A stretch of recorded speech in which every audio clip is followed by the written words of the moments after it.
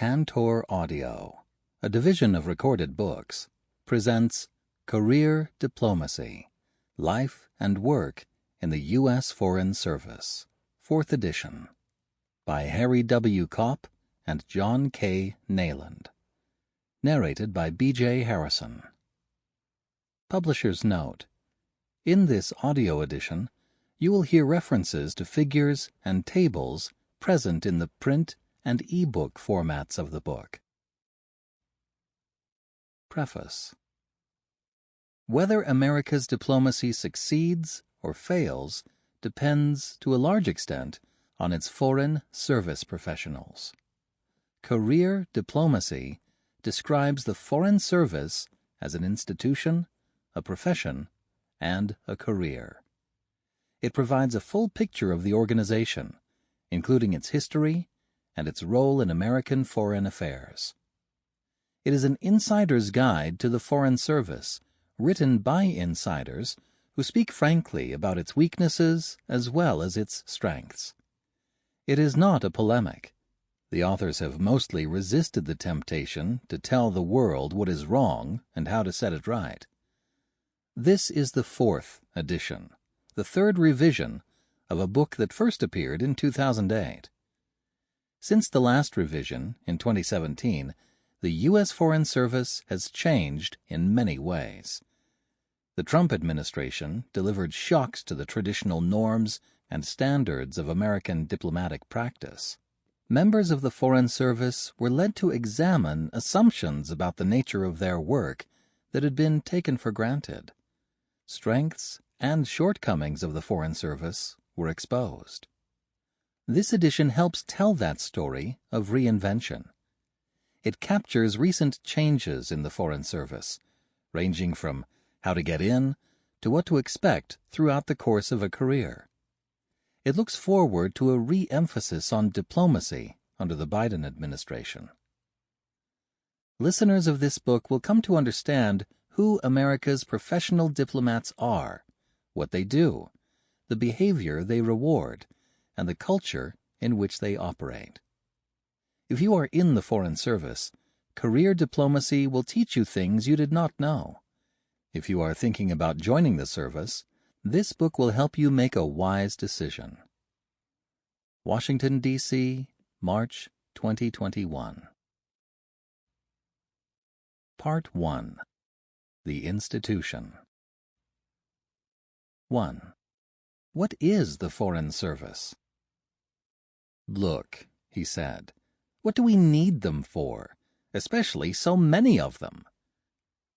He was talking about members of the U.S. Foreign Service.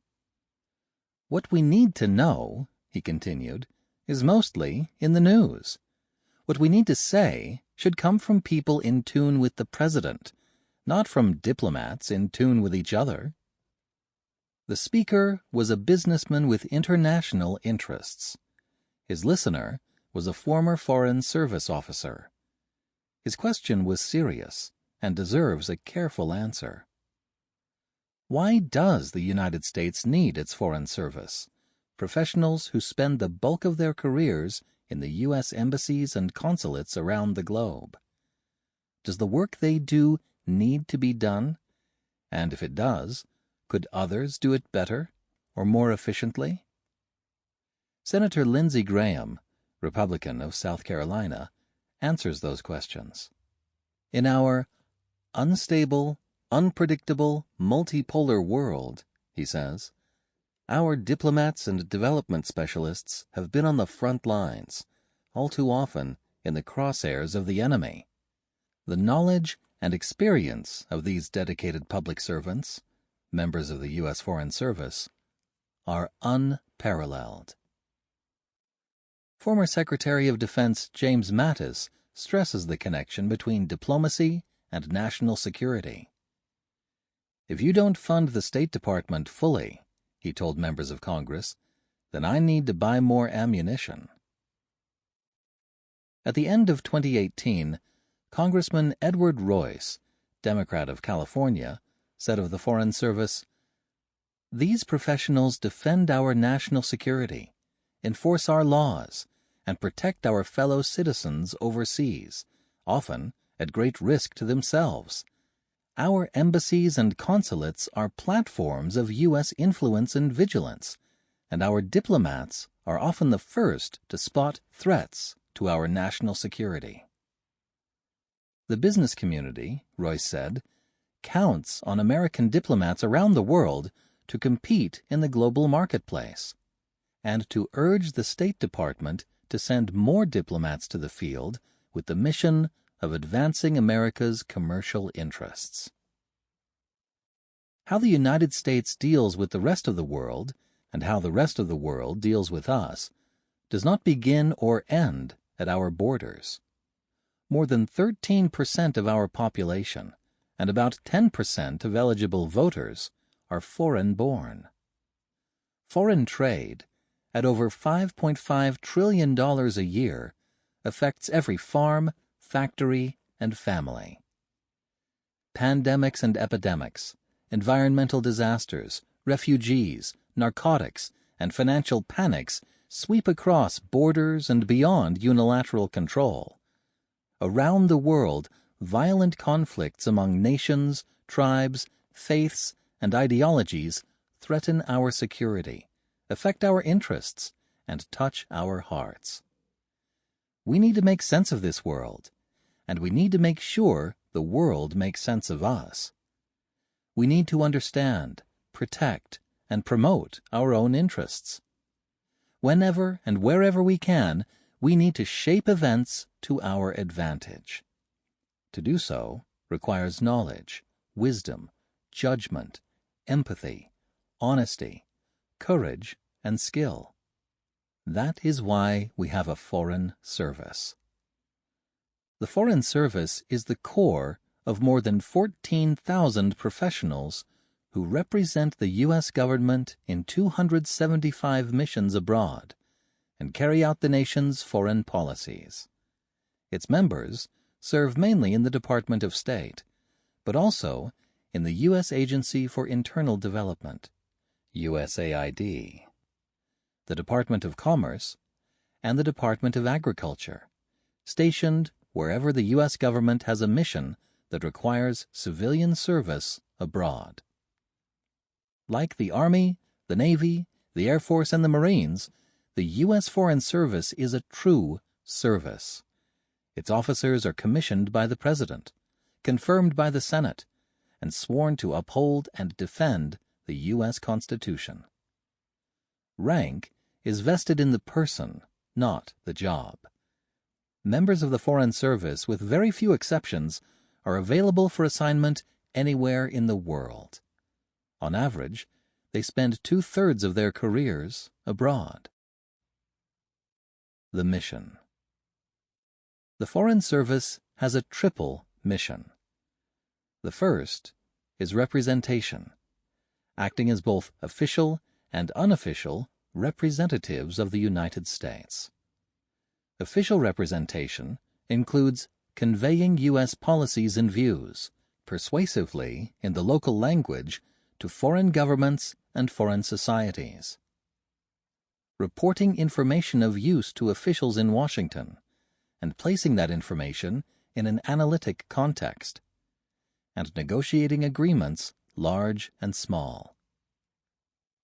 If official representation is central to Foreign Service work, unofficial representation is a condition of Foreign Service life. Former Secretary of State John Kerry, himself the son of a Foreign Service officer, put it this way. When you step out of the embassy and go down the street or wherever you live, wherever you are, you're an ambassador of our country. And when you treat people with respect and you give them the best of yourselves, you show them the best of America. And that means showing them what we believe, what we stand for, and what we share with the world. Officially and unofficially, members of the Foreign Service reach into other societies across barriers of history, culture, language, faith, politics, and economics to build trust, change attitudes, alter behaviors, and keep the peace. The second mission is operations. The Foreign Service is on the ground, dealing every day with host governments and populations, protecting American citizens, running U.S. programs, executing U.S. laws, giving effect to U.S. policies, and supporting the full official U.S. civilian presence overseas. It is hands-on and sometimes dangerous work. The third mission is policy. Members of the Foreign Service, through their long engagement with foreign societies, are well placed to predict the international consequences of what we say and do. They are the government's experts on how America's national interests, defined by our political process, can be most effectively advanced abroad. The service is the government's institutional memory for foreign affairs, able to place policy in historical perspective and project the risks, costs, and benefits over the long term. All three missions are essential. A foreign service that sees its mission as representation, including no role for policy, will wait passively for instructions that may come too late or not at all. A service that believes it alone should set policy as well as carry it out will lose the president's trust and become an irrelevant annoyance. A service that neglects operations will exhaust its energy in paper exercises and forfeit leadership to more nimble and aggressive organizations. America's Foreign Service is often called our first line of defense. The national security strategy of President Donald Trump's administration said, "America's diplomats are our forward-deployed political capability, a tripwire for detecting trouble and heading it off." But America's diplomats are more than a defensive skirmish line. Among the several tools of American foreign policy, diplomacy is, or should be, the most important, our tool of first resort. Policymakers turn first to diplomacy as they try to shape the world to America's purposes. Unlike Silicon Valley, diplomacy does not move fast and break things. It moves slowly, sometimes over the course of decades, to build things. When diplomacy works, it builds international systems strong and flexible enough to manage and contain disorder.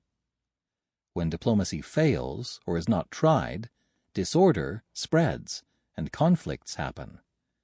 As conflicts grow, so does the risk of war. What this book does. This book is a guide to the U.S. Foreign Service. Our work is descriptive, not prescriptive. But it is not agnostic. We have a point of view. The Trump administration demeaned the professionalism of the Foreign Service and impugned the honor of its members. The damage inflicted was severe and will not be easily repaired. But the need for repair is an opportunity to examine the service afresh and address long-standing problems related to personnel, resources, and culture. We do not argue for specific remedies or reforms, but we hope to provide listeners with a clear understanding of the service as it is, with a look back at what it was and a look ahead at what it could become. We treat the service three ways: as an institution, a profession, and a career. The institution. The institution is the men and women and their predecessors and successors who serve the United States under the Foreign Service Act. The people make the institution. At the same time, the spirit and culture of the service shape its members, and in turn are gradually shaped by them. Certain events and decisions have played an especially large role in making the Foreign Service what it is today. The most important are the 19th century split between diplomats, who were responsible for state-to-state relations, and consuls, who took care of commercial matters and citizens abroad. The wall that, until the 1950s, separated officers of the Foreign Service, who spent their entire careers abroad, from officers of the Department of State, who were members of the civil service and served only in Washington. The effective exclusion from the service, until late in the 20th century, of the non-white and the non-male. The posting to war zones, first in Vietnam and then in Iraq and Afghanistan, of large numbers of Foreign Service personnel. A spoils system that in large and increasing numbers favors politically connected individuals over career diplomats in filling senior positions. The political attacks in the late 1940s and early 1950s on the loyalty of the Foreign Service to the United States, and similar loyalty attacks, this time led by the President himself during the Trump administration. Shaped by these factors and by its statutory design, the service has developed over its nearly 100 years of existence the characteristics that account for many of its strengths and its weaknesses. Broadly taken, the service is elite, hierarchical, cautious, sensitive to status, deeply informed, strong in analysis, patriotic, and respectful of the weight of history. In recent years, the service has also become more diverse, more skilled in languages, less desk-bound, less confident of its position, and less obeisant to rank. Its patriotism and its devotion to the U.S. Constitution and the country's highest ideals are unchanged. The profession. The profession of the Foreign Service is diplomacy. Among professions, it is an odd one, more like journalism than like law or medicine. It is open to all.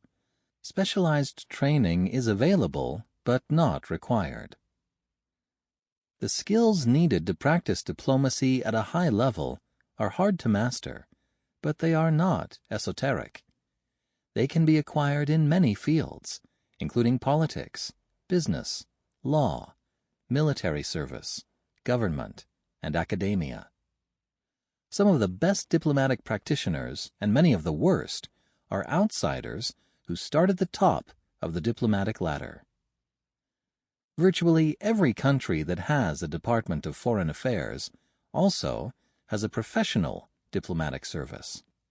Only the United States employs amateurs, people brought on board for reasons other than their diplomatic skills or subject matter knowledge in large numbers. Most governments recognize that diplomatic skills are most surely gained through education, training, and experience in the field. A diplomatic service, with rank earned by merit, serves to identify the best talents and temperaments as it weeds out the worst. Diplomatic professionals are skilled in negotiation, communication, persuasion, reporting, analysis, organization, and management. They are quick to recognize ambiguity and dissembling, and can practice both when necessary. They know foreign languages, cultures, and interests, and they have learned, with respect to at least some parts of the world, how other governments make and carry out decisions, and what moves societies to action and change. Equally important, they have learned how their own government works, its politics, laws, and bureaucratic processes. They know where diplomacy fits in within the array of tools the nation can deploy to assert its interests, and they can work effectively with military and intelligence professionals in pursuit of common objectives. One need not be a member of the Foreign Service to be a skilled or even a great diplomat. Talented foreign affairs professionals who come from other fields can bring new ideas and new energy. Political appointees can sometimes bring to diplomacy a relationship with the country's elected leadership, which nonpartisan career diplomats rarely attain. But gifted amateurs are rare. The work the nation demands of its diplomats, around the world and around the clock, is often arcane and sometimes dangerous. As this book shows, the administration of U.S. laws and programs with international reach, management of the official U.S. civilian overseas establishment, protection of American citizens and property abroad, and the daily negotiation of relationships with foreign governments on matters large and small require a dedicated, trained, and professional service. The career. A Foreign Service career is like a good limerick. It has unpredictable content in a predictable form. The content of a career is a function of specialized knowledge, choice, and luck. In the Department of State, personal preference, acquired skills, and the needs of the service place Foreign Service officers in one of 5 tracks: consular affairs, economic affairs, management, political affairs, or public diplomacy.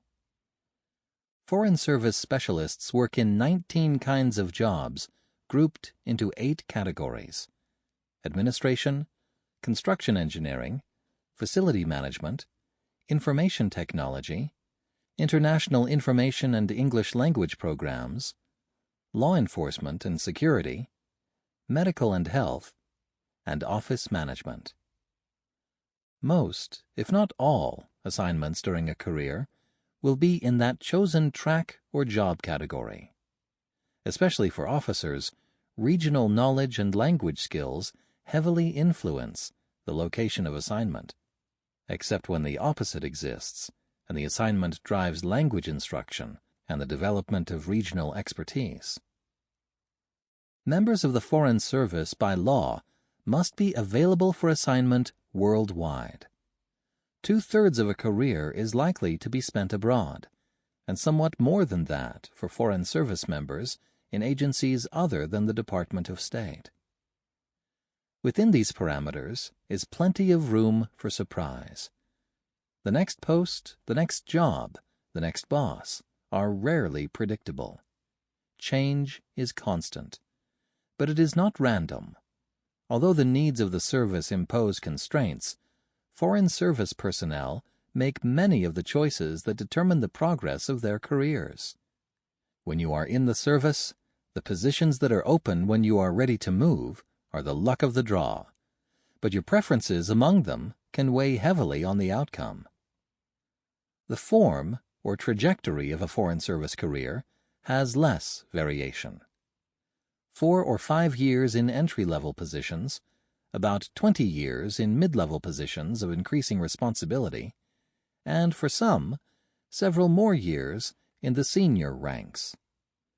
Retirement is mandatory at age 65, although many careers end earlier. So officers and specialists who begin at the bottom in their late 40s or 50s face truncated prospects. Pay and benefits are set by Congress.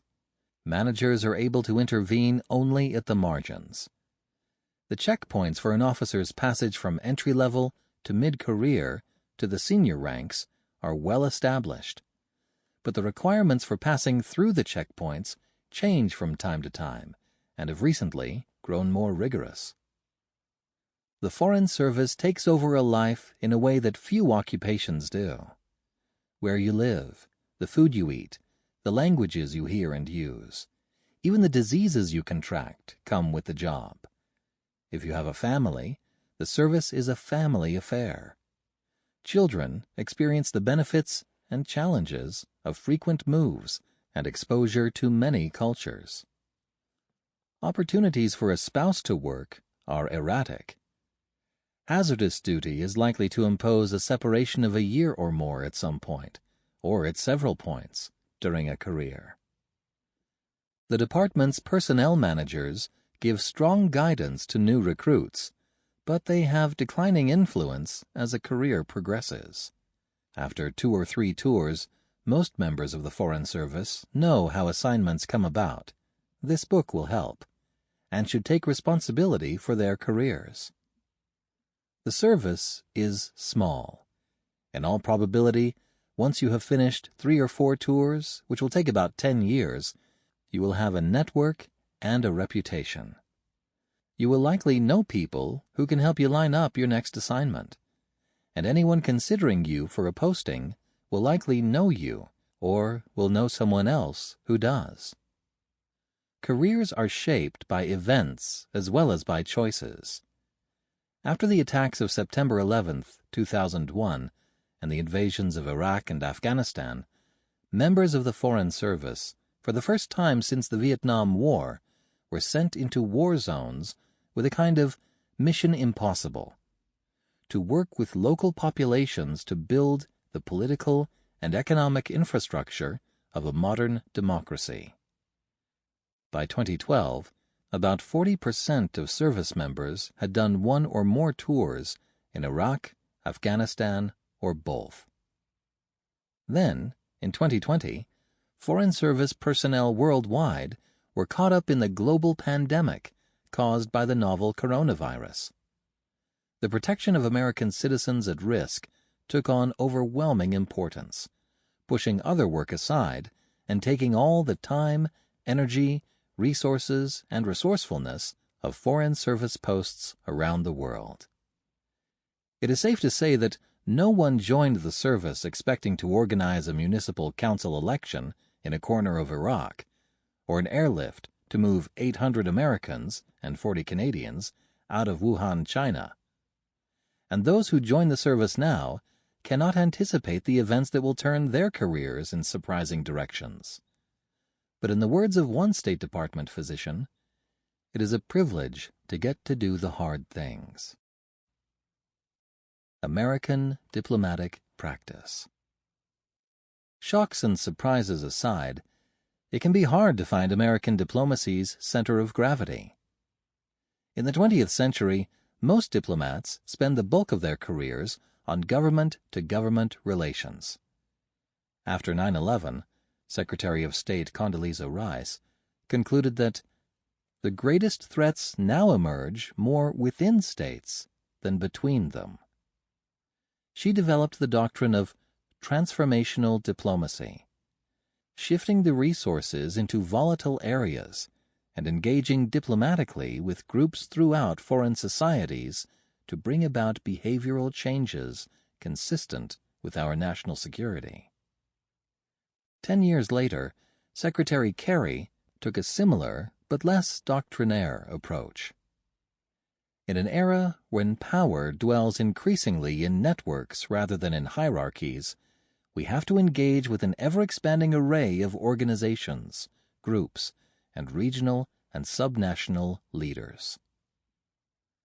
The Trump administration, however, saw the world and American diplomacy differently. Secretary of State Michael R. Pompeo said in 2018, "Nothing can replace the nation-state as the guarantor of democratic freedoms and national interests. Our mission is to reassert our sovereignty and reform the liberal international order." Other nations, he added, should do the same. We want our friends to help us and to exert their sovereignty as well. The implication is a Hobbesian world in which alliances and other international arrangements are fleeting, easily tossed aside in the name of self-interest. Trends that had dominated U.S. diplomatic practice through 2 administrations came to an end. These were not all-or-nothing differences. The George W. Bush and Barack Obama administrations never abandoned government-to-government diplomacy, and the Trump administration courted non-government actors like British Brexiteers, opposition leaders in Cuba, Nicaragua, Venezuela, Guyana, and Haiti, and non-governmental organizations and private entities fighting the COVID-19 pandemic. But the degree of emphasis and the commitment of resources to diplomatic efforts in these different arenas differed sharply from the Obama administration to Trump's. As these words are written in the early weeks of 2021, Sample complete. Ready to continue?